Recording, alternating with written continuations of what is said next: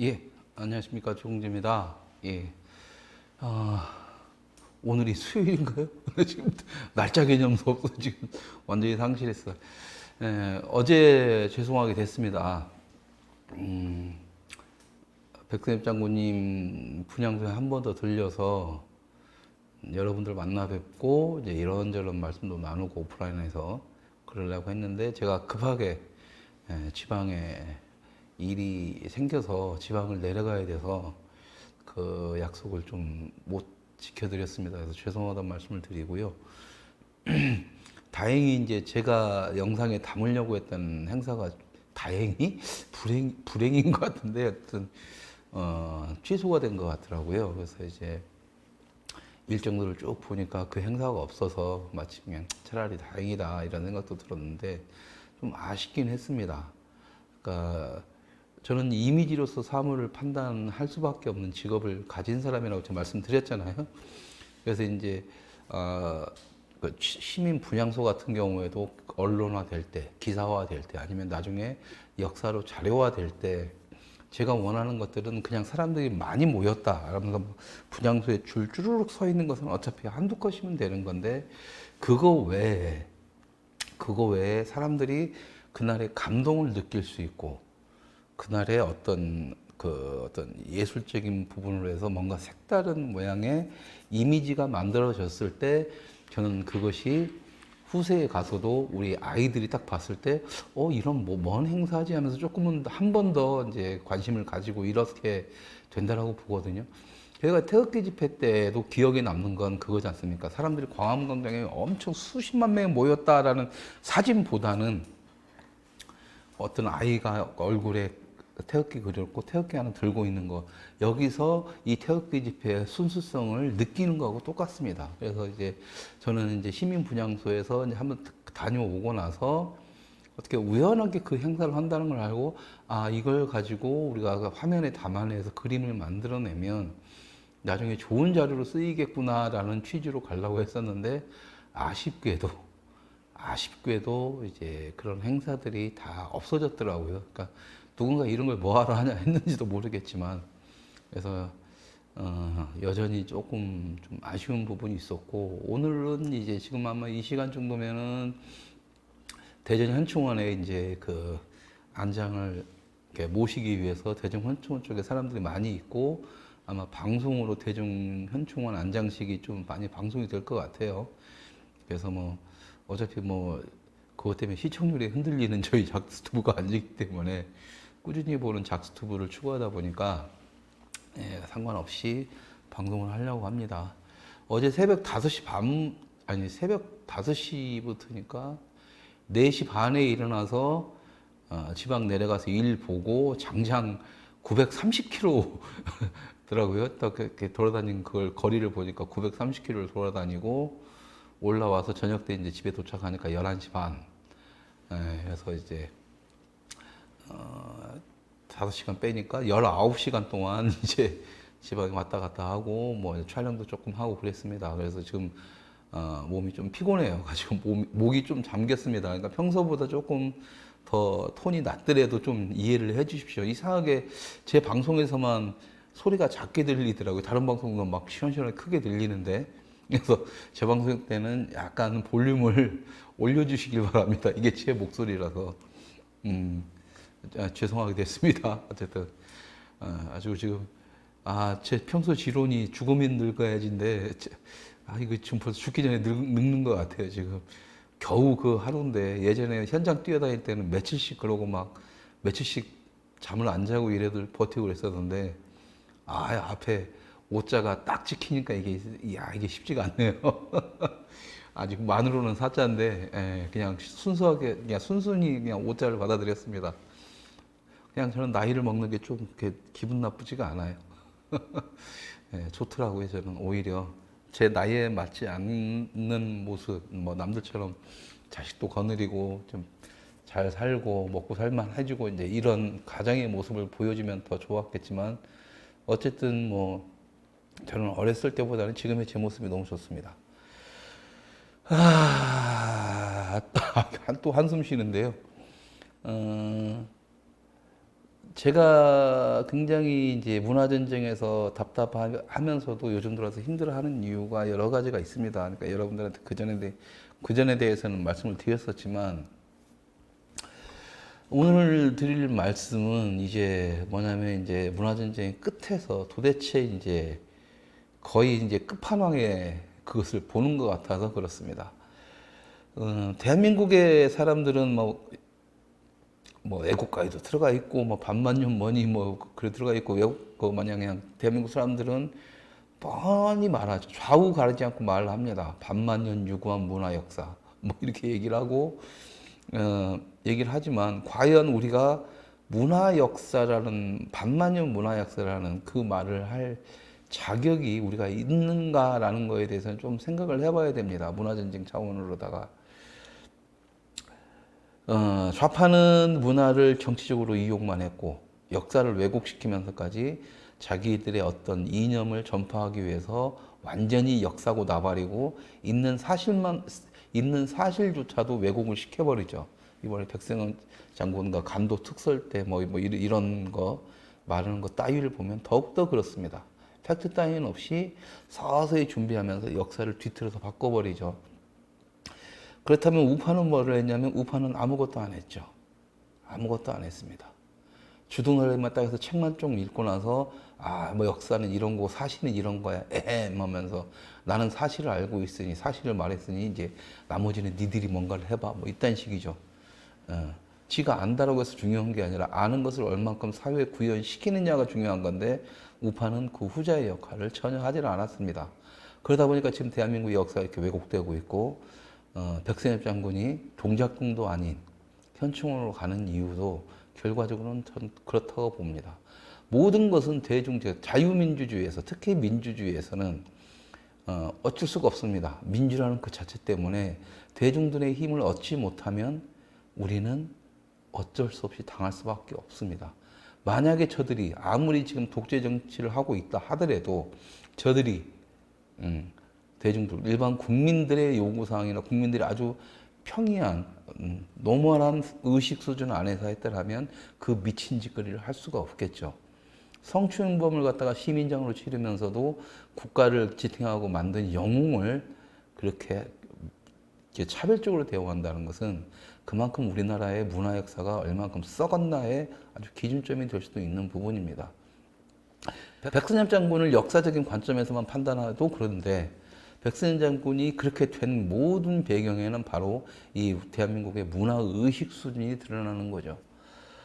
그런데 그러는 동안, 근데 여러분들이 그러겠죠. 우리가 아무리 뭐 문화에 대해서 뭐 관심도 없고 하지만 내가 왜 문화를 아셔야 됩니다 하는 이유가 그 안에 모든 것이 다 있다고 했잖아요. 특히나 역으로 이렇게 얘기할게요.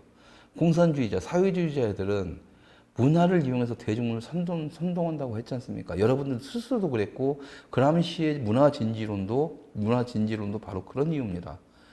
몇 번 얘기한 것처럼 문화에 대해서 모르니까 그람시의 진지론 뭐 이런 식으로 해가지고 우파에서는 건너뛰니까 그러니까 그 자체도 이해 못하니까 싸우지를 못하는 거죠.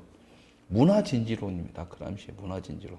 문화를 매개체로 해서 그걸로 해서 대중들을 선동하고 그 중간 진지들 다 구축하는 거죠. 진지들 구축할 때 대중적 인민이라고 하죠. 중국 공산당은 인민을 갖다가 내 편으로 만들어서 그들이 싸우게 만들면 무혈 입성을 하는 거고 그런 부분에서 저는 박원순 다음에 누가 될지에 대해서 문재인이 되든가 또 다른 제3자가 계속해서 나타날 거라고 보고 근데 여러분들이 좋아하시잖아요. 지금 박원순 저렇게 된 거 좋아하시고 뭐 나중에 문재인도 그렇게 된다면 좋아하실 거지만 no, 아닙니다.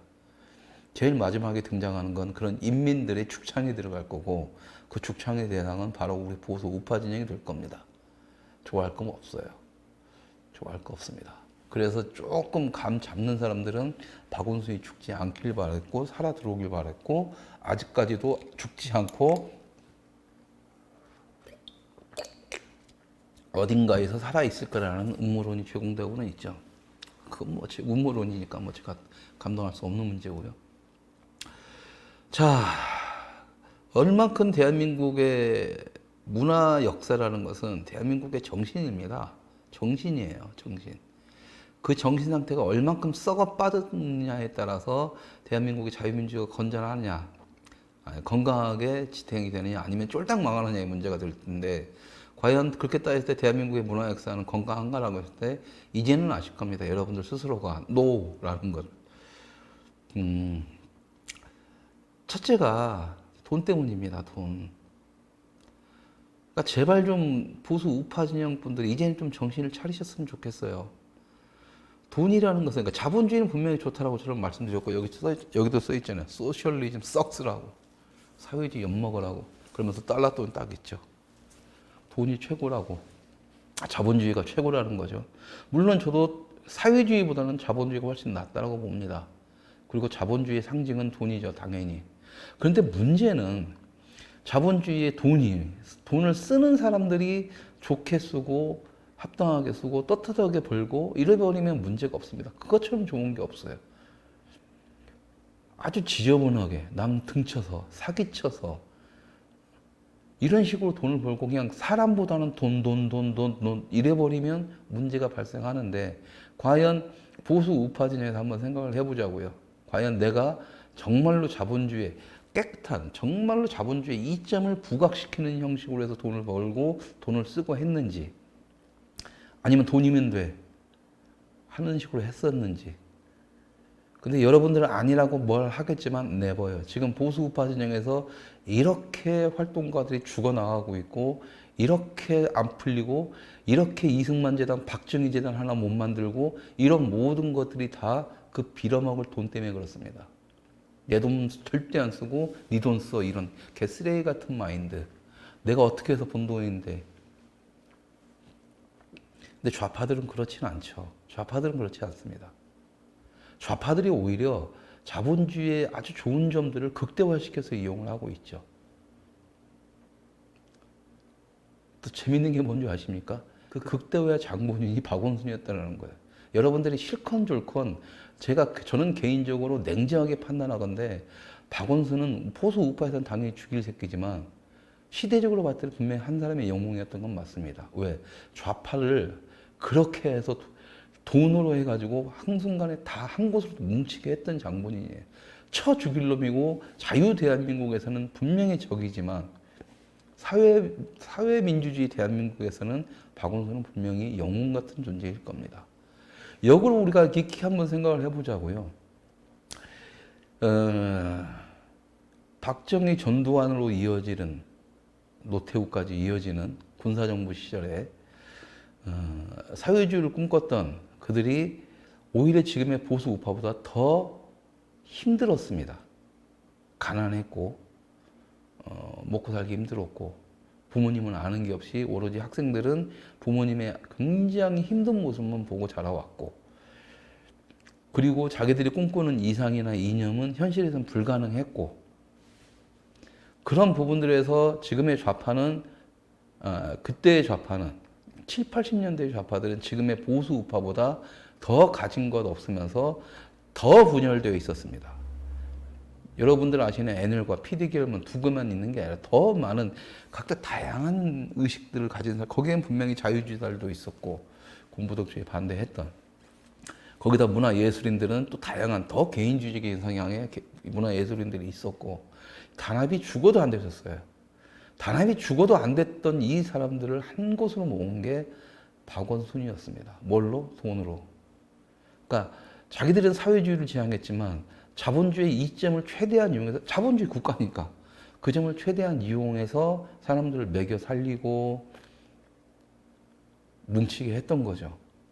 그렇다면 박원순이 썼던, 대기업에서 썼던 뜯어내고, 뭔가 협박을 해서 뜯어내고, 하여튼 너는 우리한테는 죽일 놈이지만 과연 그들한테는 그것은 박원순한테 모든 책임이 가면 그만인 거고, 그 안에서 자기들은 자본주의의 모든 최대한 이점들을 이용해서 했고, 그것들을 갖다가 후원이니, 그 다음에 위안부 문제라든가 사회적으로 어떤 약자들을 위하는 식의 돈을 썼습니다. 그러다 보니까 얘네들은 지금도 자기들이 말하는 게 100% 정이고, 지금 실수하는 그런 것들이 그 많은 것에 비하면 사소한 거라고 자기들도 생각하고, 그들을 지지하는 국민들도 그렇게 받아들이는 거예요. 그러니까 그 밑바탕에는 밑바탕에는 원론이 아니라 그동안 쌓아왔던 것에 대한 신뢰감이 있었기 때문에 가능한 겁니다.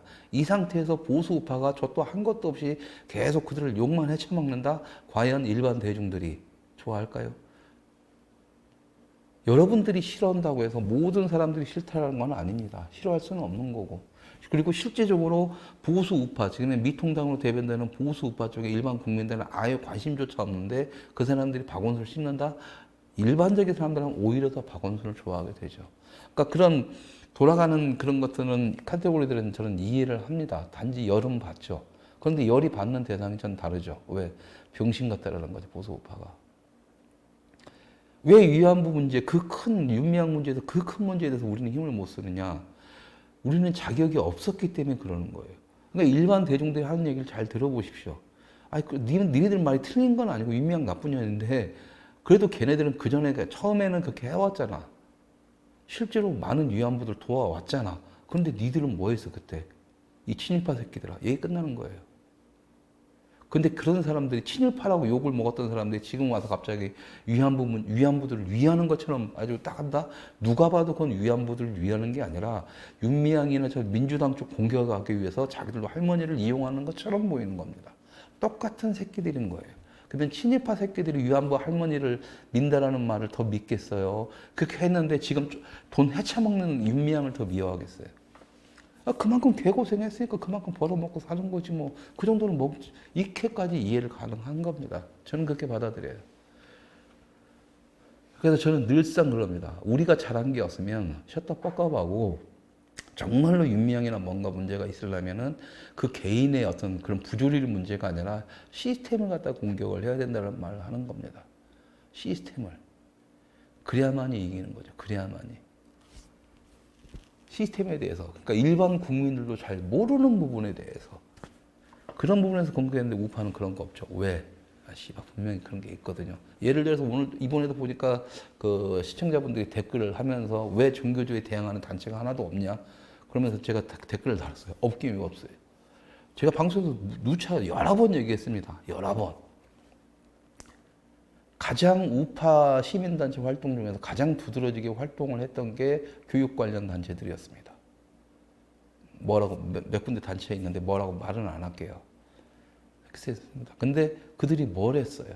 맨날 종교적 싸움이 했고 보수 우파 진영에서는 와 하면서 우리 자식들 교육 문제고 뭐 하니까 후원금도 빡빡빡 잘 들어왔어요. 돈도 잘 벌었어요 막말로. 그런데 결과가 어떻게 됐습니까? 종교조 박근혜 대통령 나와서 종교조 법원을 딱 했는데 그 다음에 뭐 하는 게 없어요. 할 수 있는 게 없어요. 왜? 이 사람들은 종교조가 없어졌을 때 그 이후에 우리가 대한민국의 아이들을 위해서 어떤 비전을 만들어내고 이런 게 아니라 그냥 종교조하고 대책점에만 서 있으면 됐었던 거예요. 아주 미개한 시민단체 형식. 그러니까 뭐예요? 그게 뭐겠어요? 그러니까 얘네들한테도 지금 정의연처럼 정의연대 지금 거기처럼 똑같은 거예요. 그냥 그거 외에는 없었어요. 다른 걸 생각을 하지 않았던 겁니다. 그러다 보니까 보수 우파의 시민단체들 특히나 돈이 잘 들어온다고 하니까 이쪽에 우후죽순처럼 별로면 태극기 집회하고 똑같은 겁니다. 태극기 집회도 맨 처음에 광화문에서 시작을 했지만 이게 돈이 되고 사람들이 뭉치라 하니까 지금 6개, 7개까지 다 갈라졌잖아요. 똑같은 거예요. 똑같은 상황. 그러니까 결국엔 옷간의 싸움이었던 거, 옷간의 싸움. 왜 얘네들이 힘을 못 쓰냐? 그러다가 종교조까지 했는데 뭐 아무것도 안 해. 근데 갑자기 이제 탄핵 당하고 나서 태극기 집회 쪽으로 해서 모든 돈이 쫙 몰리니까 자기들이 이제 돈 없으니까 할 게 없는 거예요. 그러니까 이런 단체들도 이름만 걸어놓고 태극기 집회 다 참여해서 뭐 핑계거리는 좋죠. 근데 과연 그것이 지금 정의연하고 달라진 게 뭐가 있어요? 차라리 정의연이나 이런 데는 어떤 결과물이라도 내서 보여주죠. 종교조의 대체제 역할이라도 하죠. 역사라는 어떤 새로운 것에 친일파부터 해가지고 위안부라는 어떤 자기들만의 어떤 특성을 가지고 쭉 가는데 없어요. 그러니까 지금 지리멸렬한 겁니다. 그러다가 학생들이 얼마 전에 그 대원고가 아니라 무슨 고죠? 거기 학생들이 그 종교적 교사들한테 하면서 데모를 하기 시작하니까 그 단체들이 또 우르르 가잖아요. 얼마나 쪽팔린 짓거리예요. 그 어린 학생한테까지 붙어먹는다 해서 내가 가지 말라, 거기는 가서는 안 되고 가더라도 학생들이 피해를 당하지 않는 선에서 외부 사이드에서만 지원을 해라라고 했는데 끝까지 숟가락 얹고 지랄하잖아요. 학교 앞에서 데모하면 누가 좋아요? 진실성이 없었던 겁니다. 결과적으로는 진실성이. 우리 아이들의 미래를 위해서 미래 공교육을 위해서 뭔가를 하는 게 아니라 단지 정교조는 싫어해서 싸웠던 것 뿐이었던 거예요. 그러니까 정교조가 갑자기 법에 해제되니까는 그다음서 뭐 하지? 멍하니 있었던 거예요. 그럼 당연히 없어져 버려야죠. 그런데 계속 아직까지도 법에 노조임에도 불구하고 자기들이 살 거리를 찾던 게 바로 그 고등학교 애들 했던 단원고가 아니지 무슨 거야? 그 고등학생 애들 했던 거. 아따 잘 됐다면서 다시 쭉 가가지고 단체들 다 가가지고 정교조 노래 부르고 있는 거예요. 악령에 빠져 있는 거다. 실체가 없는. 정교조는 없어졌어요. 단지 그것을 대체할 수 있는 것을 우리가 준비가 전혀 안 돼 있었던 상태입니다. 그런데 이것이 과연 비단 교육뿐이냐? 아니죠. 지금 대한민국 보수 우파의 현실인 겁니다. 태극기 집회도 마찬가지였었고 그러다 보면 당연히 서초동 집회도 마찬가지인 거고 이번에 백선현 장군도 그랬어요. 분명히 올 초부터 해가지고 뭐 백선현 장군이 뭐 했을 때 나중에 안장을 얻으지 않아 그때 논쟁이 나왔다는 것은 이제 가실 때가 됐다라는 시그널이잖아요. 그런데 가시고 나서 아이고 그때 했어야 되는데 이 개념이 아니라 하필 묘하게 그게 문제가 나올 때 돌아가셨다. 이렇게 아이고 이렇게 말은 표현하면 또 안 되겠구나. 어쨌든 그렇게 판단을 한다는 거죠. 그러니까 어떤 시그널이 와도 읽지를 못해버리고 솔직히 자기가 뭔가를 할 생각도 없었기 때문에 그러는 거지. 그때 백선 장군이 나이가 100세신데 연세가 100세신데 그런 얘기가 나오면 슬슬 이제 가시는 길을 준비를 해야 되는 과정에서 우리는 전혀 준비가 없었습니다. 왜? 그 시그널을 몰랐기 때문에 그때 그러니까는 나중에 가서 우리가 준비해야 될 걸 놓치니까 나중에 가서 하는 말들이 그걸 또 정치적으로 판단을 해버리는 거예요. 묘하게 그 얘기가 나오니까 돌아가셨네. 홧김에 돌아가신 것 같은데 속에 나 같은 경우 그런 멍청하게 자기 수준에서만 생각하니까 그러죠. 백선희 장군 가족도 있다 그랬잖아요. 대전이라도 가겠다. 국가에 그걸 따르겠다. 딱 군인의 길을 가지 않습니까? 그냥 끝까지 멋있잖아요. 시민장을 하지 말라고 했는데도 불구하고 끝까지 국민 뜻 무시하면서 가는 거랑 완전히 비교가 되지 않습니까? 가시는 모습도 아름답게 가시는 거죠. 차라리 그 말을 하던가 아니면 그렇게 그걸 대전에 모시게 된 배경에 대해서 우리의 잘못이라는 걸 인정하고 이를 바득바득 갈면서 다음에는 무조건 동작동으로 모시겠다. 정권 바뀌면. 이렇게 다짐이라도 하던가 해야 되는데 그냥 또 그렇게 되는 과정이 있습니다. 오늘 주제하고 조금 벗어났는데요. 어쨌든 그래서 이 기본적인 모든 것들 일반 대중들이 역사를 다 알 수가 없고 역사를 다 공부할 수가 없잖아요. 역사학자도 아니고 역사학자도 국내 역사, 한국학, 뭐 세계학, 뭐 유럽사학 뭐 다 구분별로 나눠져 있기 때문에 그 모든 걸 안다는 건 불가능해요. 당연히 경제도 마찬가지입니다. 그 복잡한 경제 단어 다 이해하기는 힘들어요. 경제학자들도 뭐 세금 내는 거 뭐 무슨 세무학, 세는 뭐 별게 다 있죠.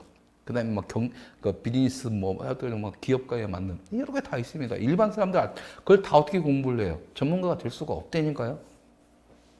문제는 보수파는 지들이 다 전문가라고 한다는 게 착각하는 건데 그렇기 때문에 그런 다양하고 복잡한 얘기들을 대중들한테 알기 쉽게 전달을 하고 아주 간단하게 다듬고 해서 쉽게 전달하는 중간 매개체가 바로 문화인 겁니다.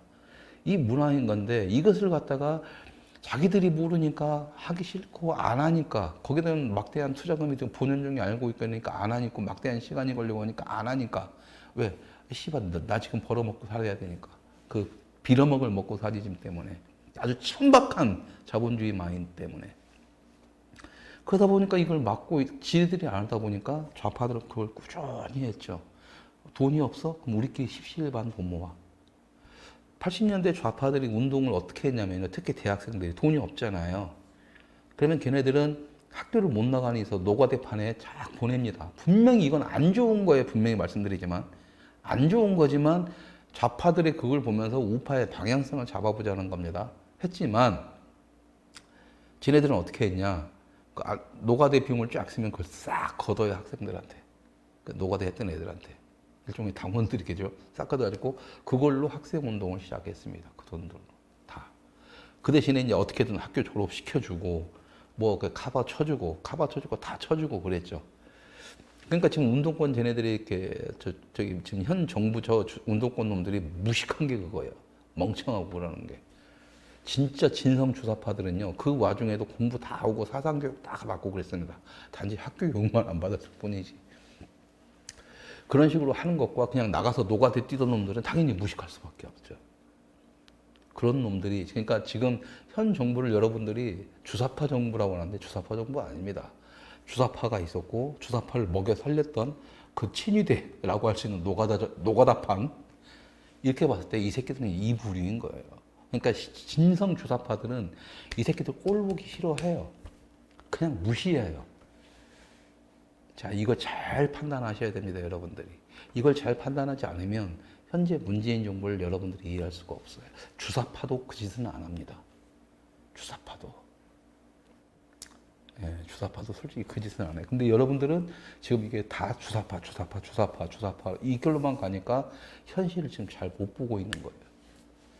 진짜 주사파들은 그런 추잡스러운 짓 안 합니다. 왜 안희정이 그 미투가 터지면서도 지금 저렇게 버티고 있는지, 깜빡이 가 있지만 뭐 버티고 있는지, 박원순은 왜 미투가 터지자마자 자살을 했는지, 뭐 자살이라고 생각하지는 않습니다만 어쨌든 자살 당했는지 어떤지는 모르겠지만 저는 후자 쪽이지만 어쨌든 그런 결과가 나오는지를 여러분들이 정확하게 주사파와 주사파가 아닌가를 알아야만이 이해 가능한 그런 부분이 있습니다.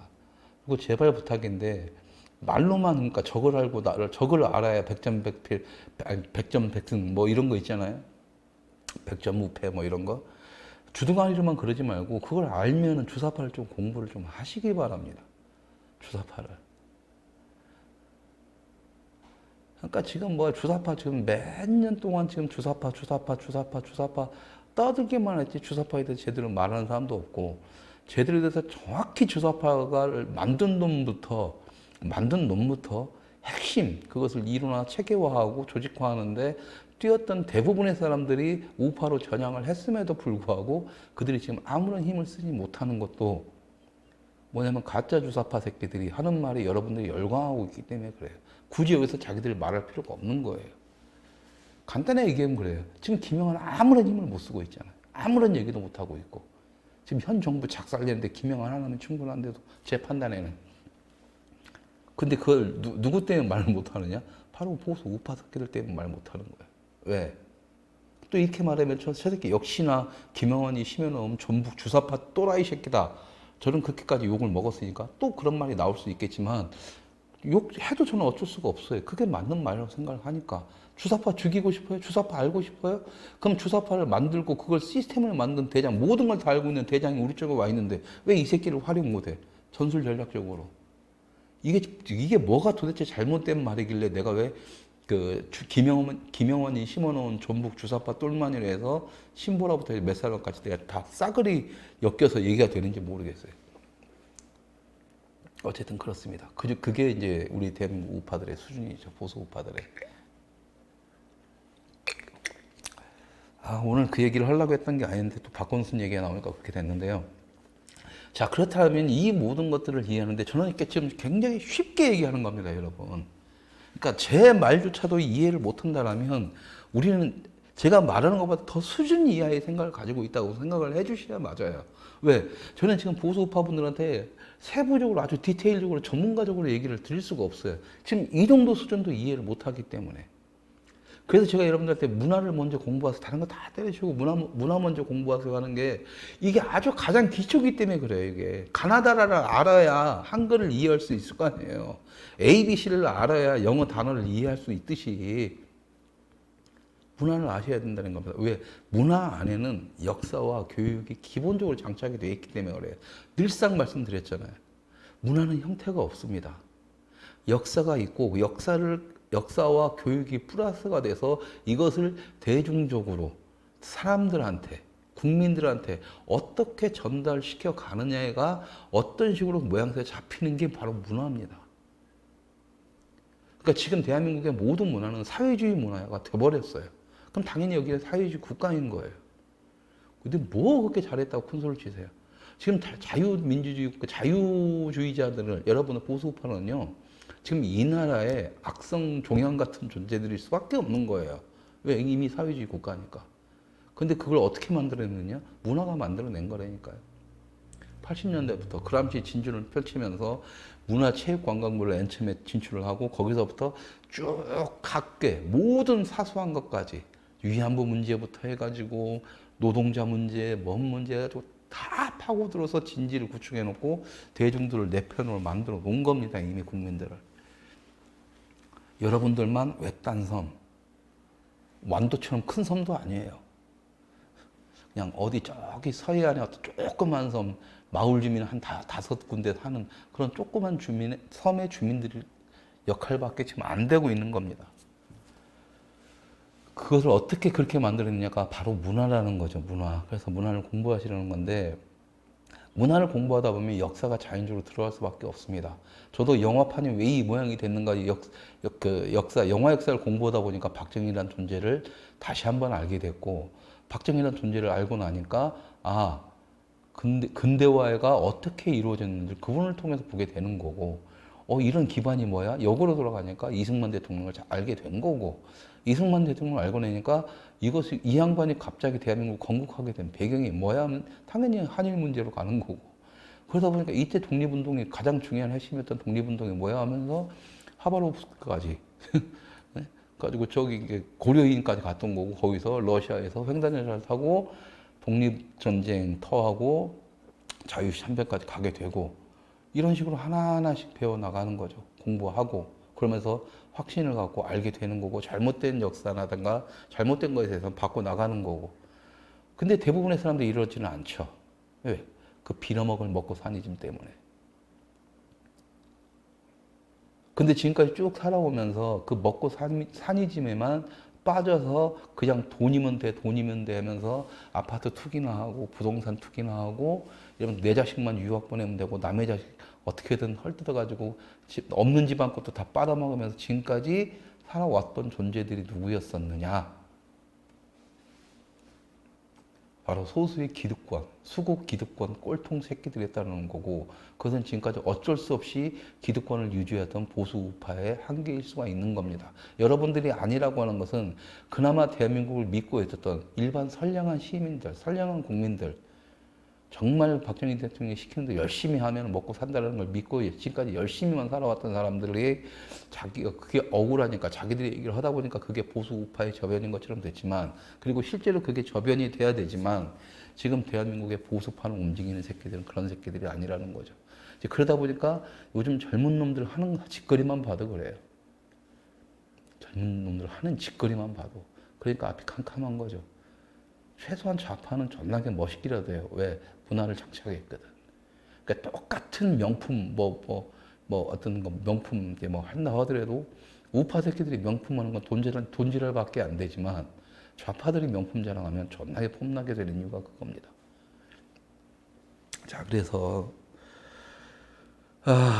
오늘 자꾸 이렇게 말이 길어지는 이유가요. 이걸 설명할 방법이 없어서 그래요. 오늘 이렇게 차이나머니, 문화산업, 대한민국의 문화전쟁을 완전히 이제 끝내려는 차이나머니가 어떤 식으로 우리나라 문화계를 통해서 대중들한테 주입이 되는지를, 이걸 어떻게 설명을 해야 되지? 저도 복잡한데, 저도 답답한 거예요. 그러다 보니까 우리의 저변만을 일단 이해를 시키고자 하는데 또 자꾸 옆으로 이렇게 정치판 얘기로 새는데, 왜? 그래야만이 조금이나마 이해를 하니까. 문화 얘기만 하면 절대 이해 못 할 거니까. 그러니까 사람들은 말하죠. 작스투표가 왜 컨텐츠가 좋은데도 불구하고 시청률이 이렇게 안 나와요? 모르니까 그러는 거예요. 관심도 없고. 또 이런 식으로 썩어 빠진 놈들 기체가 대놓고 욕을 하니까 듣기도 싫고 꼴보기 되죠. 최공재 저 새끼 뭐 배우려고 생각도 하고 자기가 옳다라고 생각하니까. 자, 대한민국의 문화 수준이 얼마나 낮은지를 보여드릴게요. 말씀드릴게요.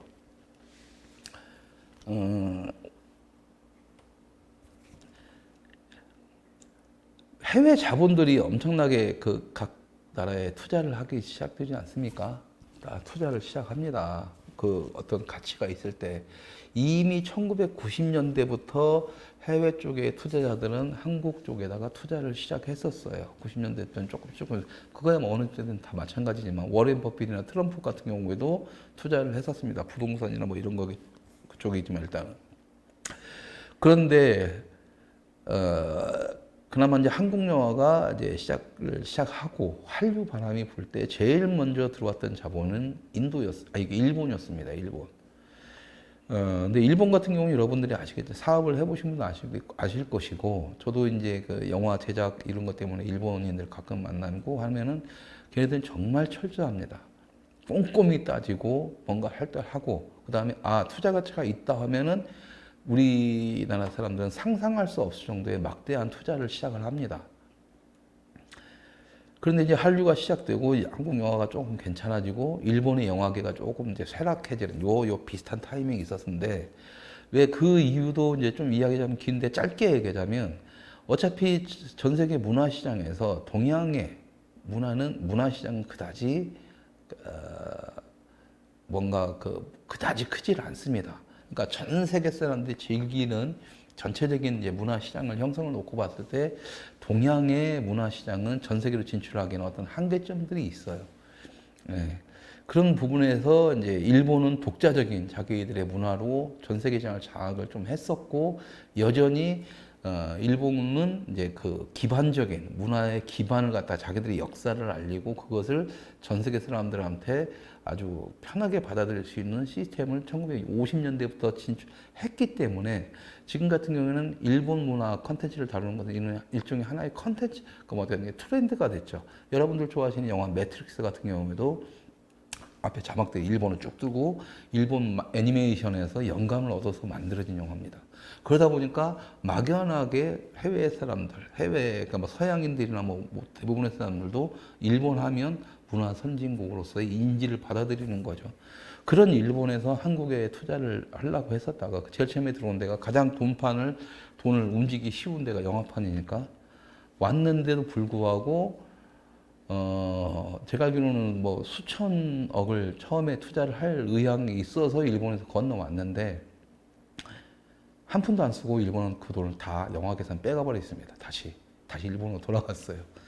그 이유가 뭐냐면 간단합니다. 한국 놈들이 족도 아닌 것들이 주둥아리로는 예술하고 뒤로는 이것만 챙기려고 하고 이렇기 때문에 그랬던 거예요. 이렇기 때문에. 그리고 맨 처음에 일본 애들이 좀 이해가 안 갔었던 거죠. 한국을 이해하려면 일본 놈들은 꼭 깐깐하잖아요. 자기들이 절대 뭔가 투자를 할 때는 손해를 안 보기 위해서 모든 걸 다 데이터를 보기 때문에.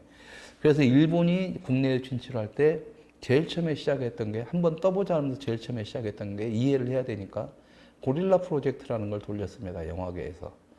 근데 일본의 제작비 수준에, 그러니까 일본에서는 그러니까 극장용 영화도 있지만 매니아용 영화들, 아주 작은 영화들이 엄청나게 많아요.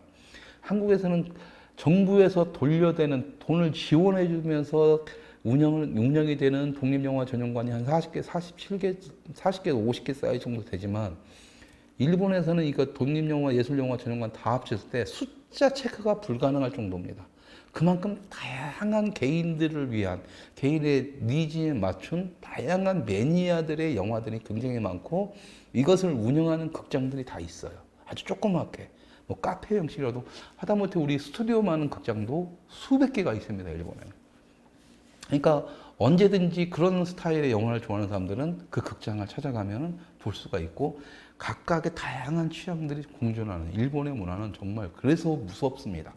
그러니까 일본의 영화 시장은 굉장히 작더라도 이 힘을 무시할 수가 없는 게 뭐냐면, 그 넓은 우리가 봤을 때는 야 저거 1,000만 원 갖고 1억 갖고 무슨 영화를 만들어서 뭐 돈 얼마나 번다고 비웃지만, 거기서는 1억밖에 안 벌지만 이 전 세계 매니아들이 10만 명, 100만 명, 1,000만 명 있으면 10억, 20억, 100억까지도 벌 수 있다는 거고, 운 좋게 대박을 쳐버리면 엄청난 돈을 버는 거죠.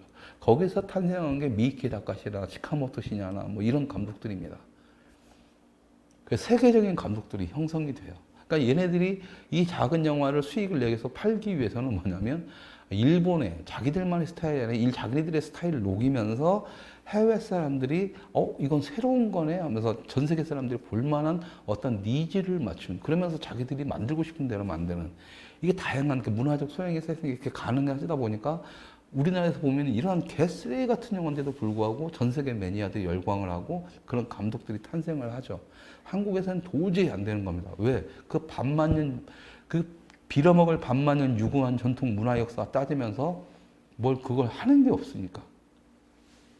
우리가 문화적 프라이드를 갖고 그 다음에 일본이 딱 왔을 때 비즈니스는 비즈니스 딱 해가지고 그 비즈니스에 맞춰주면서 우리의 거기 문화를 심어서 딱 나간다, 이 기회, 이런 마인드가 전혀 없이 그냥 야 씨 일본 놈, 야 씨발 떼놈들 하고 돈 많은데 니네 돈 벌러 갔잖아. 지금 한류 붐 타가지고 그러니까 니네들 원하는 배 한두 명 써도 할 테니까 내 꼴리는 데 만들 거야. 돈 많네. 일본에서는 그게 아닌 거죠. 그러니까 이런저런 요구 조건을 딱 내, 돈을 주고 관여를 안 하는데 이런 스타일로 싫어. 씨. 도대체 뭐 그렇게 대단한 사람인지 대한민국의 그 사람들 모르지만 일본의 입장에서는 웃기는 거예요. 웃기는 거예요. 그러니까 대학생이 갑자기 초등학생한테 산수 가르쳐 주려고 하는데 야, 이씨 필요 없어. 나 수학하고 나 방정식 풀 거야. 그럼 어떻게 해? 그럼 알아서 풀어 이렇게 하는 거하고 똑같은 거죠. 어이가 없는 거예요. 그러니까 고릴라 프로젝트에서 그때가 굉장히 뭐 2억인가 1억 5천인가에 맞춰서 영화 한 편. 근데 그때 영화 한 편 남기훈 감독이라는 사람이 준비된 악당은 속도가 다르다는 영화를 하나 만들었고, 근데 그때 또 오바 차지되고 뭐 하고 막 해서 남기훈 감독 같은 경우 일본에 소수 매니아가 있었습니다. 그런 감독들과 그런 영화들이 한국에서는 개무시를 당하지만 전 세계 매니아들이 거느린다니까요. 우리는 그 힘을 몰라요 지금. 그런데 그걸 통해서 한국의 문화라는 거 자연스럽게 전 세계 사람들한테 전파가 된다는 것조차 모르는 거죠, 당연히. 그러니까 일본 입장에서는 야 이러다가는 계속 돈만 치러고도 뭐 되는 것도 없고 자기들이 원하는 대로 나오지도 않고 이렇게 되는 거죠. 그다음에 두 번째 작품 준비하는데 더 희한한 놈이 나와서 막 다 개판 친 거예요. 그러다 보니까 두 번째 작품에서는 저까지 참여를 하게 됐습니다. 근데 저도 약간 그런 특이했죠. 저는 일본의 영화 제작 스타일을 좋아했던 사람이니까 그래 일본식으로 맞춰줄게 하면서도 이제 내 스타일로 가려고 했는데 문제는 그걸 운영하는 한국의 PD들 제작자들이죠. 일본 돈을 받아 대행하는 이놈들이 그저 돈밖에 몰랐던 거예요. 다른 거 없었어요. 돈 챙길 생각만 하니까. 그러니까 일본 애들이 이렇게 보다가 야 한국은 안 되겠다 빠져버린 겁니다. 넷플릭스가 들어올 때도 마찬가지죠. 넷플릭스가 들어올 때도 이미 1년 전에 한국에 진출할 테니 1년 전부터 건방지게 딱 그랬죠. 1년 후를 대비하라. 왜냐면 넷플릭스는 자신이 있다는 거거든. 한국 니들이 그래봤자. 근데 결과는 뭐예요? 넷플릭스의 시스템 절대 극장에서 개봉 안 하고 온라인상에서만 개봉한다고 하는데 유일하게 한국에서 옥차가 극장 개봉을 할 수밖에 없는. 근데 사람들은 극장에 뭐가 좆가는 소리 하고 있어. 남의 문화, 남의 시스템을 인정해주지 않는 새끼들이. 그러니까 그때부터 대한민국은 꼴통 새끼들이었던 거예요. 지들이 뭐 젖도 없는 새끼들이 문화에 대해서 그 뭣도 모르는 그렇게 자만감 뭔가 이게 있는데 그게 뭐냐? 바로 지금의 대한민국 문화의 수준이었던 겁니다. 왜 세계에서 대한민국을 그렇게 잘 먹고 잘 사는 나라임에도 불구하고 산진문화 취급을 안 하는 게 그거예요. 지들의 문화를 인정 안 해주면서 자기들 것만 쉐고라고 그럼 니들 거 하세요. 세상 아무도 관심 없는데 우리끼리 딸딸이 치고 있는 거예요. 그거 아세요? 한복이란 말도 이제 겨우 외국 사람들이 이해할 정도. 그것도 미국에서나 교민들이 막 하도 날개를 치니까 CJ가 돈 쳐바르고 이러니까 그나마 한복이라는 이름을 이제 조금 아는 거지. 그전에 한복은 이름이 코리안 기모노예요. 코리안 기모노. 그냥 모든 동양의 문화는 다 일본에 집약되어 있었던 겁니다. 그래서 구로자와 아키라 같은 감독이 이미 1970년대에 할리우드 아카데미 시상식에서 공로상까지 받고 그랬어요. 상 줘도 그 미국인 니들끼리 알아서 상도 안 받았어요. 일본 감독들은. 그게 자존심이죠. 그게 문화의 자존심. 저또 씨발 한국 감독님들은 누구라고 이름 말하겠는데 자 미국 가면 헐리우드 가면 성공할 수 있을까요? 어떻게든 헐리우드 가보려고 하고 그것도 능력 안 받는다 보니까 CJ가 돈 쳐발라주면서 가고 만들고 해서 겨우 하나 만들어내고 일본에서는 줄 테니까 오라게도 안 가는 그 자리를 역으로 생각하면 이렇습니다. 근데 한국은 지금 뭐예요? 와 봉준호 헐리우드에서 막 이제 한국 막 젖가는 소리 하고 비웃는 데니까 갖고 노는 거예요. 어차피 또 CJ가 돈 쳐발라 주거든. 잠깐 또 자기들이 이용해 먹고 버리면 되거든요. 분명하지만 서양이나 전 세계 사람들은요 아시아권에 대해 문화에 대해서 그렇게 오랫동안 관심을 두지 않습니다. 홍콩 영화도 10년, 그것도 느와르하고 모험 영화라는 독특한 장르가 있었기 때문에 그걸로 버티면서 10년을 갔던 거고, 일본은 아예 바닥부터 해가지고 자기들의 문화 인식을 세계 속에 심는 작업을 했기 때문에 꾸준히 그 돈으로는 큰 성공을 안 했다 하더라도 전 세계 문학의 전반에 일본의 색깔이나 영향력을 집어넣는 것처럼 그 외에는 다 돌고 돌아요. 돌고 돌아요. 필리핀, 그 다음에 태국, 이쪽으로 이미 돌다가 온 게 대한민국에서고, 한류가 거기서 마치 빵 터지고 다른 데서 막 하니까는 그래서 조금 더 길게 가는 거고, 그걸 이용해 먹는 것 뿐입니다. 이게 끝나는 순간은 한국은 그냥 돌아가미 탑을 대고 그냥 세계 속에서 도태된 문화생활로 빠지면서 절대 선진국이 못 돼요. 근데 대한민국이 이렇게 모양새가 돌아가는 게 뭐냐? 다 엎어지는 게 다 돈 때문이라고 그랬습니다. 인사동에도 스타벅스를 한글로 넣지 않으면 넣지 않겠다고 해서 한글로 딱 들어오니까 정신승리 와 많은데, 한국에서는 그래도 한글로 해야 인사동인데 그 씨바, 근데 그 중국 그 고물상, 그 중국 고물상 다 들어오고 그게 뭐, 그 세계 사람들은 비웃어요. 비웃어요. 아, 그게 그렇게 중요해? 그 자기들의 고유 어떤 브랜드를 세계 속에서 오는 그런 브랜드조차 인정하지 못하는 새끼들이 우리의 문화는 세계 속에서 인정해달라? 그딴 마인드로 뭐. 좌파는 그게 정치승리인 줄 알고 있고, 우파는 씨발 돈 되면 뭐든지 하고, 이래버리니까 지금까지 이렇게 썩어왔던 거예요. 그러니까 사람들이 돈만 있고 배부른 새끼들이지만 문화적 수준이 낮으니까 선진국 아니야. 박정희 대통령이 정말 싫어했던 그 모양새를 우리 스스로가 만들어내고 있었던 거죠. 어쨌든 그렇습니다. 넷플릭스도 돈 수천억을 투자하려고 들어왔었지만 결과적으로는 그 문화적 수준의 인식에 받아들일 필요가 없었던 거예요. 왜?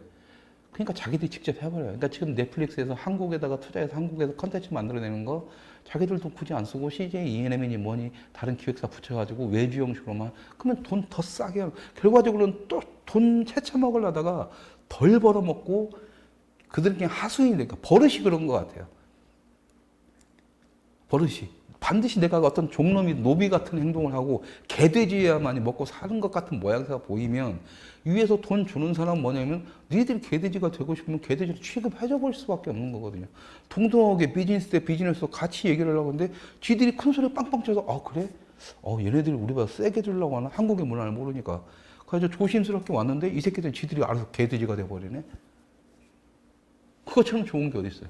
넷플릭스는 1년에 5천억 쓰려고 들어가는데 1년에 한 500억만 써도 지들이 헬렐레 하면서 이렇게 막 좋다고 가네? 그렇지, 그럼 괜찮네? 그냥 냅두는 거예요. 미치는 거죠. 그러는 사이에 이 한국 전반을, 그러니까 이런 개돼지의 문화에 정확하게 편성을 해서 이 한국 문학의 전반에 침투를 한 게 차이나먼입니다. 차이나먼이에요. 그러니까 중국 사회주의라고 하죠. 그람시의 진지전을 공부하는 사람들이라든가 사회주의가 그걸 공부한다고 봤을 때 이 새끼들이 가장 무서운 게 그겁니다. 처음에 사람한테 투자 안 합니다. 여러분 다시 한번 읽어보세요. 왜 진지론이겠어요? 진지를 구축하고 나서 그 진지 안에 사람들을 끌어오는 거예요. 중국의 맨 처음에 돈을 투자한 곳은 바로 그 영화로만 얘기합니다. 다른 쪽은 뭐 똑같을 거니까 뭐 영화 쪽으로만 제가 아는 부분이니까 시스템이었습니다. 배급사, 극장 이런 쪽이었죠. 그래서 여러분들 아시는 메가박스, 그러니까 CGV와 거의 같은 기간에 했는지 CGV가 먼저 했든지, 아니 CGV가 먼저 했구나. 헷갈리네요, 저도. 어쨌든 코엑스에다가 메가박스 극장이 들어왔을 때 난리가 났었죠. 그다음에 쇼박스, 그러니까 메가박스가 쇼박스고 그 전신이 여러분들 아시는 동양제과, 오리온, 동양제과고, 또 아시는 사업을 하시는 분이라든가 파국가에 대해서 좀 아시는 분은 아시겠지만 그건 중국인 기업입니다. 거기서 투자를 했었죠. 그때는 몰랐죠, 저도. 그때는 몰랐어요. 차이나머니가 왜 무서운지를. 그래서 시스템을 만들어내고 배급과 극장을 장악을 합니다. 메가박스가. 그 당시에 CJ ENM 같은 경우에는 김대중 정부가 만들기 시작했고 그걸 지원을 했었고, 문제는 그때는 정부 지원이 꽤 됐었지만은 이 메가박스 같은 경우에는 중국인의 어떤 자본의 힘으로서만 움직이게 되면서 만들어진 거고, 지금은 동양이 손을 떼고 이제 다국적 기업으로 됐다라고 하지만 그 역할을 다해서 그때는 좀 다행이라고 생각했는데 그게 아니더라고요. 얘네들은 돈을 돌리는 방법을 알더라고요. 아, 정말 자본주의의 좋은 점을, 장점을 최대한 이용하는 새끼들이에요. 그렇게 했습니다. 그래서 극장을 만들어 놓고 거기서 어떤 일이 벌어지냐면 여러분, 극장을 운영하면은 가장 쉬운 게 배급사를 하나 만드는 게 쉽습니다. 왜? 내 극장에 있으니까. 극장에 있으면 다른 영화들 쫙 보다 보면 극장에서 내가 50% 주고 쟤네들한테 50%를 줘야 돼요. 배급사한테. 생각해보니까 이 새끼들은 계약만 하고 와서 뭐하고 중간에 돈 넣고 돈 먹기를 하네? 그 알게 되거든요. 배급사를 자기들이 차려버리는 거예요. 배급사를 차려서 그 짓을 똑같이 배운 것을 똑같이 하는 겁니다. 그러면 여기서 자기들이 원하는 영화를 만들거나 투자를 할 수 있고 극장에 상영이 되는 거죠. 이 시스템을 딱 만들어 놓고 더 무서운 건 뭐냐면 이 쇼박스, 메가박스, 쇼박스를 통해서 사람들을 키워놓죠. 배급에 대한 사람들을 키워놓습니다. 실적을 만들어 놓은 다음에 얘네들을 CJ니 롯데니 이런 데다가 다 직원들을 돌려갑니다. 여러분들 나중에 한번 확인해 보세요. 여기서 있던 사람이 여기로 가고요. 여기 있던 사람이 저쪽으로 갑니다. 배급사라는 것은요, 철저하게 신분이라든가 인맥, 어차피 시스템을 알고 있는 사람 위주로 돌기 때문에 여기서 회사를 그만두면 롯데를 가든가 CJ를 가든가 요 라인에서 벗어나지를 못해요. 아니면 뉴처럼 독립을 해서 자기 회사를 차려버리던가 이렇게 됩니다. 인맥 관리 잘할 수 있으면 그래서 뉴가 급성장을 하는 이유가 뭐냐면 급성장한다고 해서 기업인이 뭐니 다 필요 없다? 아니요. 사람으로만 따지면 요 인맥 테두리 안에 있어서 배급사를 만들고 메이저 배급사로 들어가기에는 굉장히 힘이 듭니다.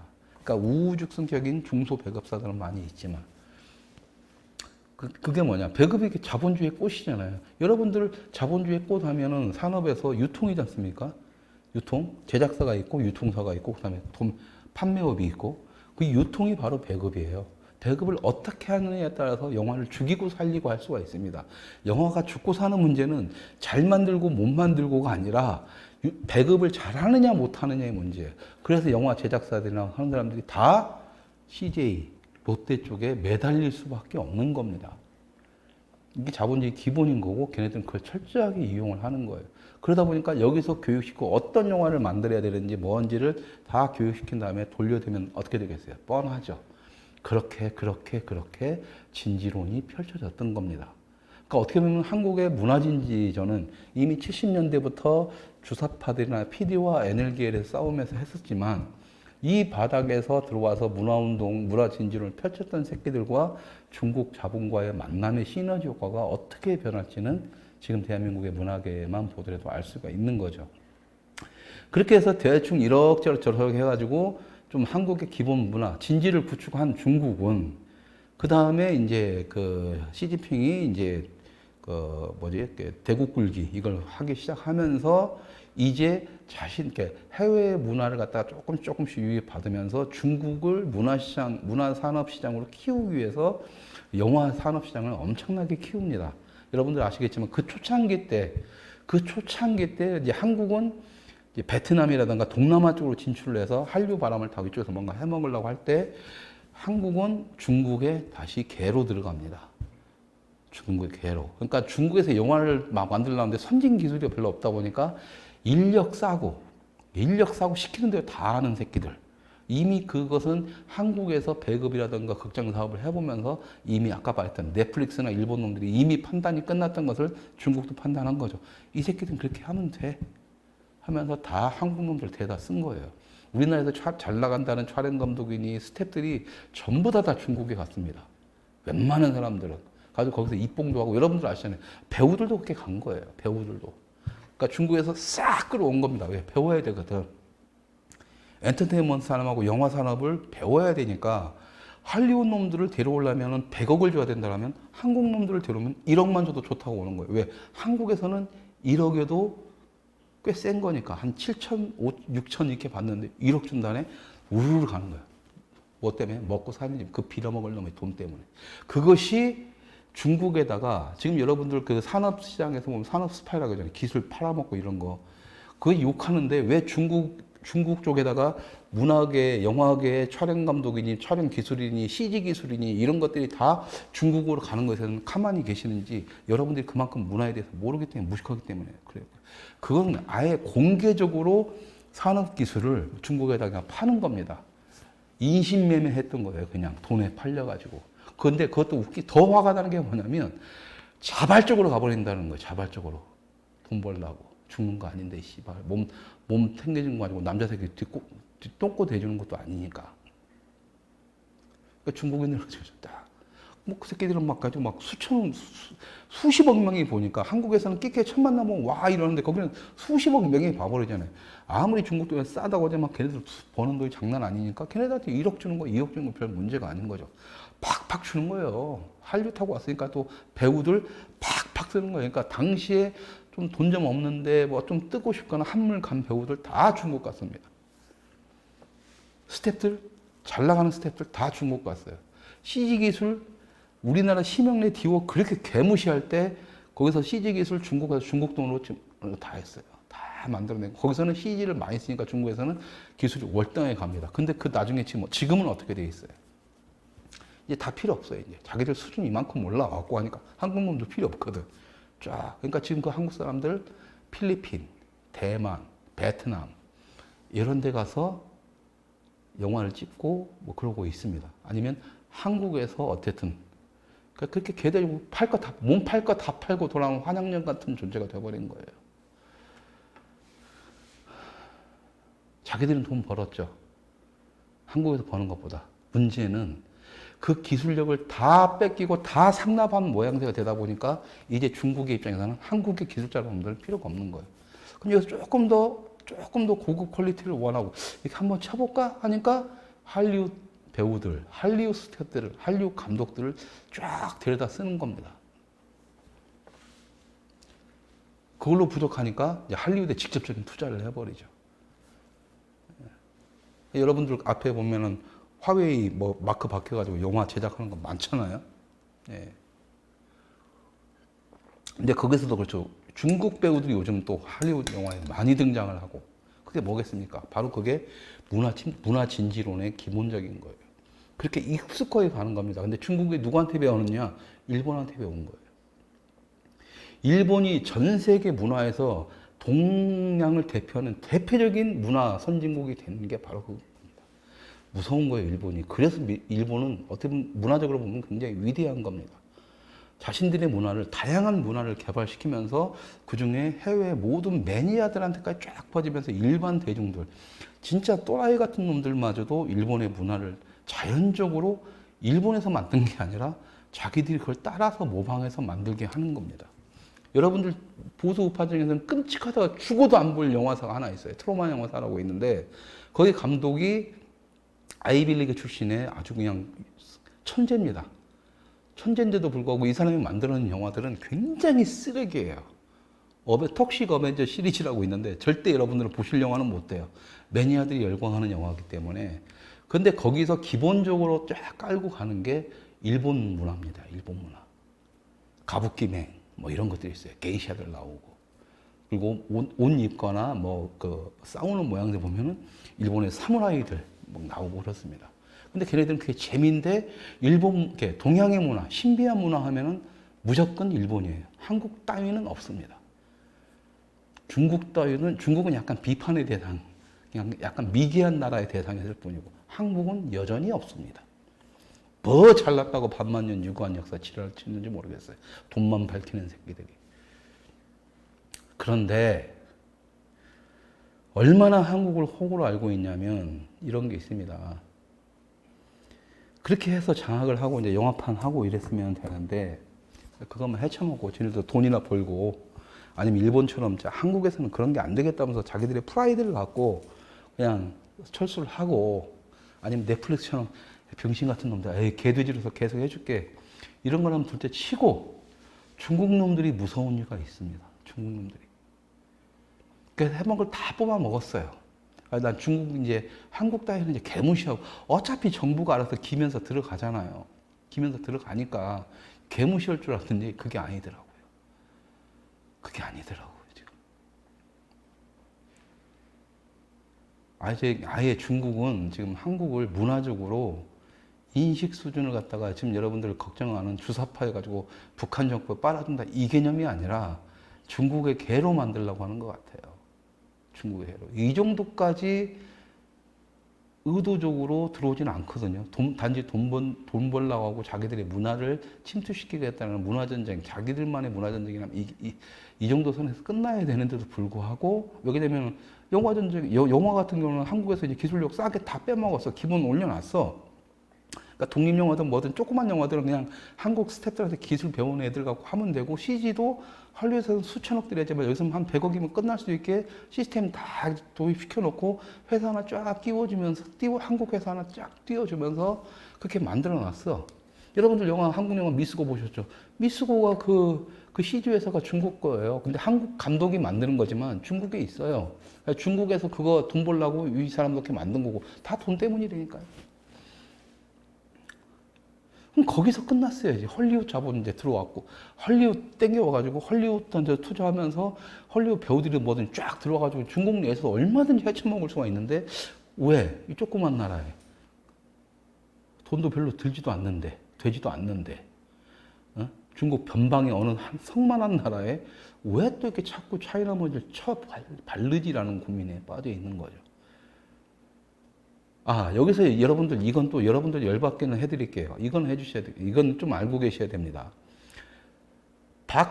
지금 중국이 한국의 문화에 대해서 적극적인 자본 투입이 이루어지게 된 여러 가지 이유가 있겠지만, 지금 내가 말하는 것은 중국 내에서의 그런 작전이라는 거고, 문화 진지론의 작전이라는 거고, 이것을 활성화된 계기가 바로 박근혜 정부 초기 때입니다.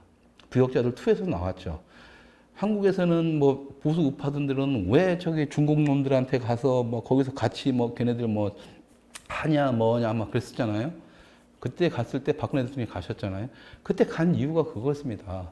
중국이라는 시장이 있었고 엄청난 시장인 거고, 여기 외교상으로는 이쪽 어쨌든 겉모양새 친하게 지내줘야 우리한테 새로운 기회가 오기 때문에 그렇게 해서 뚫리기 시작했던 거고, 문화 융성이나 창조 이런 쪽에서도 중국 쪽에, 그러니까 그것을 미리 본 겁니다. 얘네들이 어떤 잠재력 이걸 봤기 때문에 이렇게 가면 안 된다. 그러니까 제 생각인 거예요.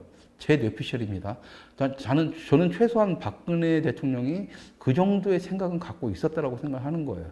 분명히 중국 시장은 엄청난 거고 우리가 나가야 되는 거고 그 시장을 우리가 먹어야 되는 건 맞았어요. 그리고 실제로 나가고 있었기 때문에 자국민 보호 차원에서 아니면 우리 산업기술, 영화 산업기술 보호 차원에서라도 뭔가를 했어야 됩니다. 박근혜 대통령 그 큰 그림을 가지고 갔다라고 저는 봐요. 왜? 문화융성은 이미 천명을 했기 때문에 대통령으로서. 창조경제혁신센터를 말을 했고, 그런 와중에 박근혜 대통령 혼자서 뭘 다 해요? 그렇게 했으면 됐지. 그 밑에 있는 개새끼들이 이걸 몰랐기 때문에 그저 돈 했기 때문에 차은택 같은 새끼, 창조경제혁신센터에 차은택까지 돈만 하는 새끼.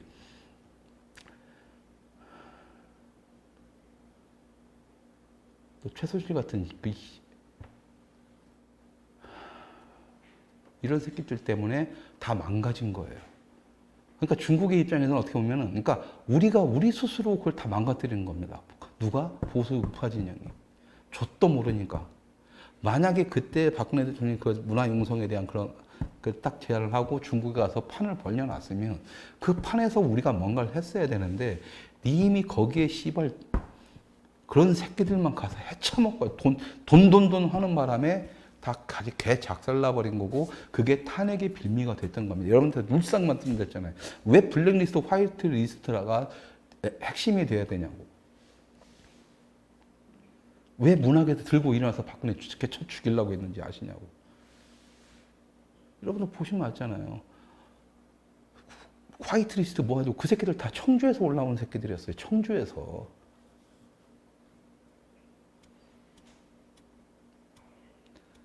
다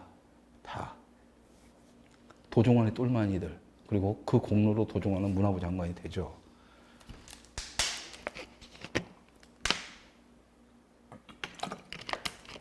자, 어쨌든 그렇게 됐습니다. 그러니까 이제 중국의 입장에서는 그때 박근혜 대통령이 뭔가 한 말이 있었겠죠. 어? 그러니까 박지원이 뭐 가지고 박지원이 누가 뭐 중국에 뭐 한지 뭐 했다가 뭐 그러면서 이제 뭐 백해 뻘소를 치겠지만, 어쨌든 할 말은 없어졌습니다. 그걸 문재인 정부에서 교묘하게 이용해 먹는 거고, 창조경제혁신센터, 보수 우파 진영은 관심도 없고 좀 뭐하는 짓거리야 아무도 모를 때 문재인 정부는 아직까지도 그 창조경제혁신센터를 계속 써먹고 있고 거기서 문화적으로 계속적으로 진지를 만들어 가고 있어요. 우리 스스로가 진지를 못 만드니까 대통령, 박근혜 대통령이라는 사람이 만들어졌어요. 정교조 없애준 거하고 똑같습니다. 정교조 없애줘봤자 우리가 아무것도 못한 것처럼 문화 진지를 구축해줘봤자 할 수가 없었어요. 왜? 그걸 갖다가 어떤 목적을 가지고 확실한 자기 개념하에서 가서 일하는 사람, 돈이 우선이야. 당연히 거기 가서 먹고는 살아야지. 근데 거기 월급이 따박따박 나오잖아요. 돈 신경 없이 이걸 만든 목적을 정확히 알고 이 목적을 향해서 달리는 사람이 들어갔어야 되는데 그걸 이용해서 돈 빼먹을 생각만 하는 새끼들만 거기다 다 집어넣어 버리니 폭삭 망할 수밖에 없는 거고, 좌파 입장에서는 씨발 우리 거 빼먹네. 첫 번째. 두 번째, 야 저거 맛있는 건데 우리가 뺏어 먹자. 저 새끼 하나밖에 없는데 뒤져봐. 뒤져보니까 최순실 나오고 차은택 나오고 고영태 지져보는 거 다 나오거든. 야 잘 걸렸다. 이거 딱 하는 바람에 저 박근혜 이제 불안하니까 처음까지 완전히 조져버리자. 탄핵 딱 가버린 겁니다.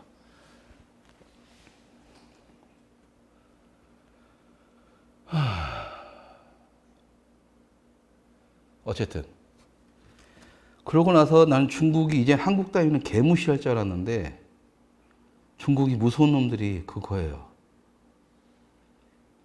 그동안 나도 모르게 얘네들이 영화 딱 하고 나니까 이제 한 단계 업그레이드 된 거죠. 딱 업그레이드 돼가지고 뭐냐면 이것 봐라. 영화도 괜찮기는 하지만 영화라는 것은 뭐 흥행이 되고 안 되고가 너무 극명히 드러나고 어차피 한국은 뭐 조만간 영화 시장 끝날 거면 뭐 그렇게 크지도 않고 이걸로 못 빼먹는데 얘네들 계속 부려먹고 돈만 좀 해려니까 부려먹으면서 쫙 빼먹을 수 있는 게 뭐지? 라고 했을 때 얘네들이 생각을 해낸 게 연예기획사 쪽이죠. 연예기획사 쪽. 가지고 연예기획사 쪽을 해가지고 이쪽에다가 기획사 쪽에다 돈을 투자를 쫙 합니다. 쫙 해요. CJ ENM도 아이고 관심 없어요. 쫙 투자를 합니다. 그러다 보니까 그걸 갖다 우리는 몰랐는데 어느 순간 되다 보니까 이제 중국의 차이나머니 익숙해지고 왜? 평소에 한국에서 버는 것보다 더 많은 돈을 두니까. 그러다 보니까는 어떤 기획사를 한국에서 한다 자기들이 만드는 게 아니라 한국 기획사 접촉을 해서 얘네들이 중국에 와서 뭐 드라마 하도 많이 만들어지잖아요. 중국에서는 한국 기획사를 그래? 한국에서는 뭐 무명의 뭐야 뭐 하루 출연료 10만 원이면 땡치를 갖다가 100만 원씩 딱 주면서 시켜줘 버리는 거예요. 한국 배워서 막 띄워주는 거예요. 얘네들은 절세 영웅은 중국이 되겠죠. 그러고 나서 이제 한국 돌아가서 여기 네임밸을 넣어줬으니까 한국 가서 하고. 자, 여러분들 지금 TV 보실 때 중국에서 깝치다가 한국에 돌아가는 분들 꽤 있죠. 장나라는 제외. 장나라는 아예 초창기 때 스타로서 가가지고 스타로서 있고 한국에서도 꾸준히 활동을 하면서 하기 때문에. 그리고 내가 알기로는 장나라가 중국에서 뭐 요구할 때 자기가 싫으면 안 하는 또 스타일이고 하다 보니까 장나라는 자기 영역이 있는데 그 외에 이런 아주 밑바닥의 무명의 조명들부터 해가지고 단역들 한물 간 사람들 이게 이제 배우로서만 한 것도 아니라 가수 뭐 다 다양하게 이 모든 쪽에다가 다 투자를 하고 뭘 하면서 영향력을 행사합니다. 그러니까 얘네들이 돈을 왕창 벌었어요. 돈 맛은 봤어요. 왔어요. 근데 한국에서는 통하지가 않지. 얘네들이 기대할 곳은 어디예요? 계속 중국 자본에 기대할 수밖에 없어요. 그때부터 이 중국인들이 가지고 놀기 시작합니다. 그게 이제 시작되고 있죠. 가지고 얼마 전에 이것을 비중 있게 소개시켜준 기사가 바로 한국일보에서 하나 나왔습니다. 예. 한국에서 하나 나왔고, 지금 중국인들이 어느 정도까지 했냐면은 계약 해지까지 요구를 하고 있다고 배우들. 자기들 이제 관여를 하는 거죠, 비즈니스에. 야, 이거 안 하면 난 이제 계약, 너희들 지원 안 해, 투자 안 해. 끝. 쫄딱 계속 망해 가야 되거든요.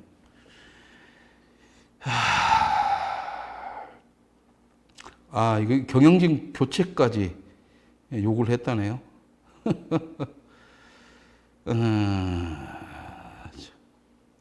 가지고 이것을 갖다가 아주 정확하게 하고 있습니다. 정확하게. 근데 더 재밌는 게 뭔지 아세요?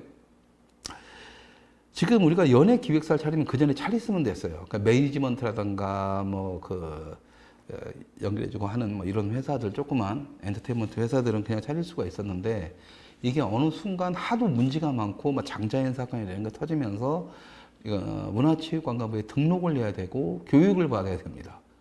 교육을. 근데 이제 이런 데까지 중국 자본이 침투를 한 거죠. 와, 욕밖에 안 나와요. 욕밖에. 소리바다까지 중국계 투자회사인 ICPC에 매각이 됐습니다. 그러니까 이런 식으로 여러분들이 알게 모르게 지금 문화 쪽으로는 지금 거의가 다 이제, 거의가 다 중국 자본으로 넘어간다는 거죠. 여기서 잘못된 게 뭐냐면, 중국이 한국 시장에 관심이 높다라고 한국일보는 이렇게 했는데, 이게 지금 잘못된 생각이라는 거죠. 한국 시장 따위 관심 없어요, 중국은. 이미 여러분들 중국 드라마 보시면 아시겠지만, 중국의 여배우들, 한국의 성형술 이상, 그 다음에 한국의 화장술 이상 정확하게 돼 있고요. 한국의 메이크업사들 중국에 엄청 진출해서 이미 다 가르쳤다니까요. 이미 하드웨어는 중국은 한국보다 삐까삐까하다, 한국보다 능가할 정도의 하드웨어는 갖췄어요. 어떤 새끼들 때문에 돈 많이 주니까 좋다고 하는 한국이 스스로의 놈들 때문에, 개종자들 놈들 때문에.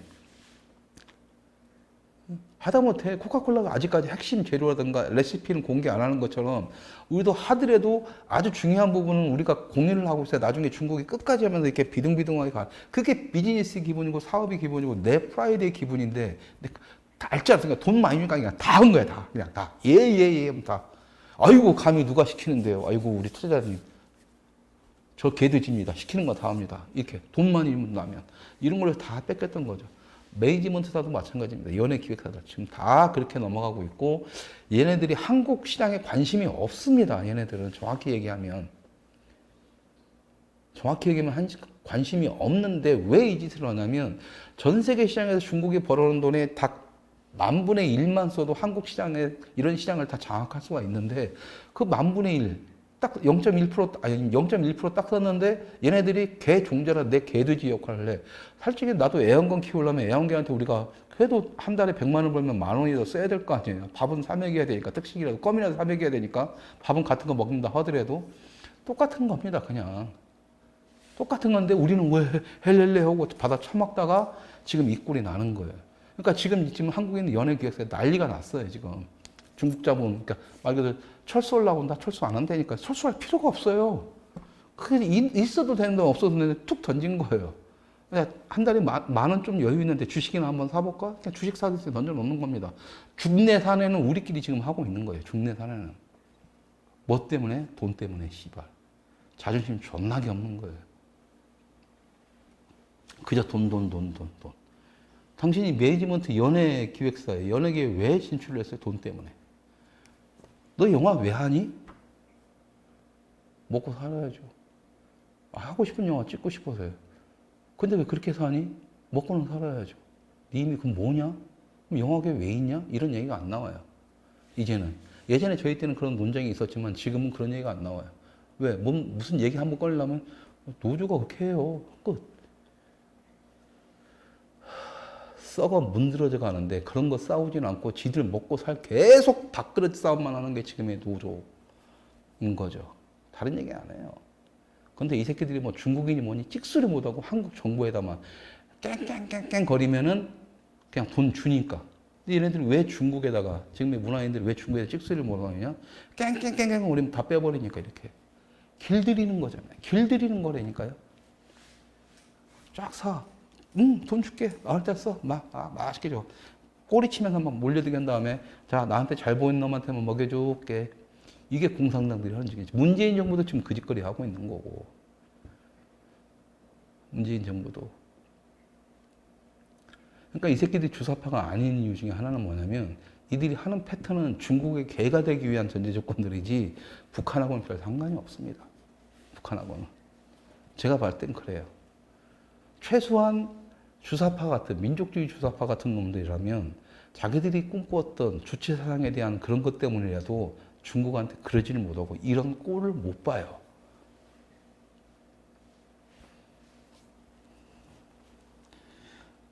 에휴, 근데 이 기사를 볼 때마다 참 답답합니다.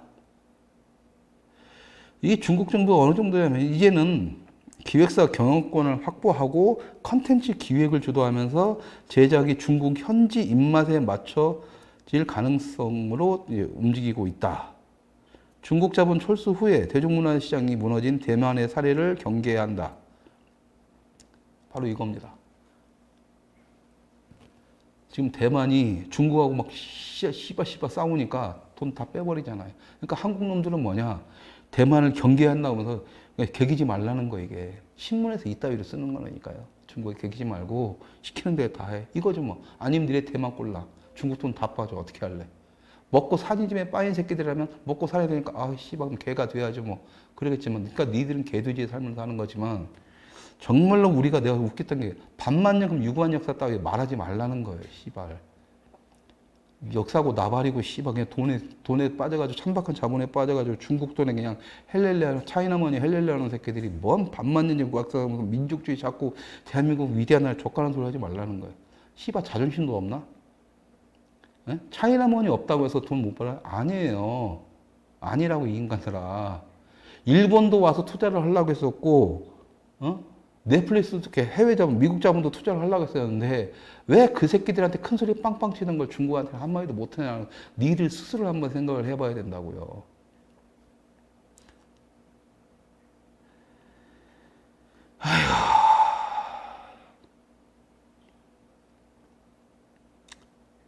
자, 여러분들 이렇게 생각하셔야 됩니다. 이게 어느 정도냐면, 여러분들이 문화계가 어느 정도 쉽게 무너질 수가 있냐면요. 문화예술에 대해서는 저작권이라는 게 있잖아요, 여러분. 저작권이라는 게 있습니다. 그러면 이 저작권은 순수 개인이 만든 창작물이 아니라 어떤 기획사라든가 뭐에서 만들어지게 되면 이 기획사가 저작권을 갖게 돼요. 최초의 그 기획자가. 자, 중국이 왜 지금 아까 기사를 잠깐 보셨지만 컨텐츠 기획과 기획사를 갖다가 맨 처음에 진지를 구축했는지 아시죠? 그걸. 여차하면 빼면 돈을 빼는 게 중요한 게 아니라 그거에 관련된 모든 컨텐츠들을 한국에서는 쓸 수가 없는 겁니다. 2차적인 피해까지 가는 거고 걔네들은 한국에서 열심히 노가돼가지고 개돼지가 돼서 진짜 재미있는 거 만약 쇼미더머니니 뭐 복면가왕이니 이런 걸 만들었단 말이에요. 예를 들어서 그럼 중국이 철수하면서 그걸 그 저작권을 싹 가지고 중국으로 들어가 버려요. 복면가왕에 나오는 전 세계 팔아봤자 나오는 모든 수익금이 다 중국으로 들어가게 돼요. 우리한테 남는 건 젖도 없습니다. 젖도 없어요. 근데 보수 우파라는 새끼들도 문학에 투자를 하면서 돈 돼야 되니까 투자하고 니들이 투자하는 그곳 있죠? 팔잖아요. 씨발 좌파 아니면 중국 돈인데 어떻게 할 거냐고. 아 그러니까 씨발 열받으니까 문학에 다 포기해? 아 그래 포기해요. 이렇게 된다니까. 지금 우리 아이들이 좋아하고 있고 유튜버니 뭐니 뭐 해가지고 뭐 하는 거 모든 기획 유튜버에서 나와도 잘 나가는 유튜버들도 기획사가 다 붙고요. 그 기획사마저 중국이 관리하고 있단 말이에요. 네? 중국 돈으로 관리하는 정도가 중국 돈으로 개를 만든 다음에 이 개새끼들이 관리를 한다고요. 어디에 맞춰서요? 중국의 대국굴기에 맞춰서 가겠지. 그러니까 중국에 관련된 어떤 말이 나와도 이렇게 되는 이유가 다 그런 겁니다. 페이스북, 유튜브 족가는 소리 하고 있네. 그냥 거의 독자적이에요. 한국 유튜브예요. 한국 유튜브, 한국 페이스북이고 똑같은 짓 다 해도 우리는 또 항의는 한국에도 못해요. 미국 본사에 해야지. 어떤 미친 새끼가. 이런 시스템을 누가 만들어냈어요? 모르죠, 그건. 어쨌든 우리가 만든 건 아니죠. 그렇습니다. 그래서 지금 솔직히 저는 중국의 자본이 그러니까 많이 빠져나갔고 한국은 이제 매력적인 시장이 아니기 때문에 한국 자본이 좀 들어오고 넷플릭스 들어올 때 저는 환영을 했던 게 그거였어요. 외국 자본이 그럼 직접적으로 투입을 해야지 UIP 미국 집회 이런 것처럼 그래야 경쟁력이 살아서 한국 영화 다시 살아나고 한국 문화가 다시 살아나는데 그래가지고 그렇게 되면은 여러 군데 회사들이 등장을 하면은 좀 나아질 것이다라고 생각했는데 저도 좀 아니란 판단했던 것 같아요. 중국은 더 심한 것 같고 중국의 차이나 머지는 좀 더 집요하게 들어오는 것 같습니다. 중국이가 나라가 무너진다 하더라도 중국이라는 존재는 전 세계 흔적이 남을 것처럼 행동하는 것 같은데 봐야죠. 이제 봐야 알겠지만 그 중국이 뭐 어떻게 되든 나발이든 지랄이든 간에 그나마 좀 이런 기사가 났으니까 다행이긴 하지만 뭐 이거에 대해서 보수 우파 쪽에서 아는 놈들이 하나도 없다는 게 문제가 되는 거고 좌파들은 이 기사를 보고 아 씨발 중국에 충성해야 되겠다. 먹고 살아야 되니까. 그러니까 저쪽 놈들이 진보와 보수를 다 안고 가야 되는 결과론적에서 분명히 저 안에서는 지금 이 상황을 안고 보수화가 돼가는 새끼들이 계속 생길 거고 그렇게 될 거라고 봅니다. 그렇게 되면 이제 문화전쟁은 뭐 지금 한국 놈들, 좌파 놈들하고 싸우기도 버거워 죽겠는데 중국에서까지 이게 시드머니를 막 팍팍팍 대주면서 중국의 개가 된 새끼들하고는 이건 뭐 답이 없죠, 이제. 좀 고민이 됩니다. 여러분들 관심 없지만. 어쨌든 근데 제가 드릴 수 있는 말씀이 이겁니다. 중국의 자본에 의해서 중국의 대국 불기가 대한민국 개돼지 근성 국민들의 좌우 가리지 않고 개돼지 국민들의 어떤 그 정서를 지배하게 되면 여러분들이 중요한 게 아니라 여러분들의 자녀분들이 짱깨놈들의 개돼지가 된다. 거기서 삶 절대 벗어날 수가 없다. 라는 말씀을 드릴 수는 있을 것 같습니다. 여러분들이 알아서 판단하시길 바랍니다. 지금 이제 문화전쟁은 저 혼자 영화판에서 싸운다고 되는 문제가 아니라 그 빌어먹을 반만년 유구한 문화 역사를 갖다가 지키느냐 마느냐의 싸움도 아니에요. 이미 그건 끝났다고 보고 당신들의 자녀가 대한민국 국민으로서 자랑스럽게 살느냐 중국의 개가 돼서 박원순 말 마냥 씨발 달리는 중국이란 말 엉덩이에 붙는 파리처럼이라도 살아가야 되는지는 여러분들이 책임지셔야 됩니다. 왜? 애들은 모르기 때문에. 자, 문화전쟁의 끝을 향해 달려가고 있는 것 같습니다. 이 정도까지 확인이 될 거고, 이 정도까지 언론의 기사화가 될 정도면, 이미 그런 건 있는데요. 답을 드리자면 간단합니다. 우리가 거지 같은 천박한 자본운성을 버리고, 자본주의의 좋은 점을 가지고, 시장의 좋은 점을 가지고, 끝까지 중국 차이나머니와 싸워 나간다라면 희망은 있습니다. 과연 당신은 진정한 시장경제주의자이고, 감히 자본주의의 장점만을 얘기할 수 있다라고 자부할 수 있는 분이라면 지금이라도 빨리 문화전쟁에 참여하셔서 이쪽에서 그 판을 만들어 주시길 바랍니다. 그거 외에는 차이나머니를, 그 차이나머니가 돈 문제가 아니라 차이나머니 뒤에 숨어 있는 그런 또 다른 그람시 진지전을 막아낼 수 있는 방법이 되지 않을까. 한국 좌파놈들의 진지전보다 더 크고 더 막대한 진지가 지금 대한민국에 구축되었다. 더 이상 완벽하게 되기 전에 이제라도 싸워야 된다는 말씀을 드리면서 오늘 또 횡설수설했던 방송 마치겠습니다. 감사합니다.